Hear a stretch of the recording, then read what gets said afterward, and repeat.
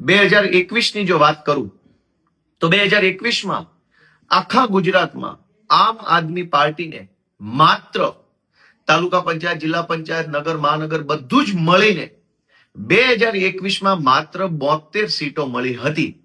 જ્યારે આ વખતે એક આખી જિલ્લા પંચાયતમાં બહુમતી, જુનાગઢ જિલ્લા પંચાયતમાં મુખ્ય વિરોધ પક્ષ, ભેસાણની તાલુકા પંચાયત પૂર્ણ બહુમતી સાથે બની, વિસાવદરની તાલુકા પંચાયત પૂર્ણ બહુમતી સાથે, અને જુનાગઢ તાલુકાની અંદર ટાઈ પડી છે. ભાજપ અને આમ આદમી પાર્ટી વચ્ચે સરખી સીટો આવતા ટાઈ પડી છે.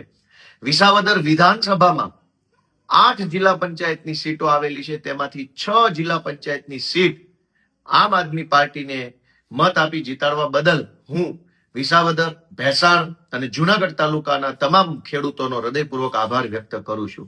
આ પરિણામ ખૂબ ઉત્સાહ વધારનારું છે. આ ચૂંટણીની અંદર આમ આદમી પાર્ટી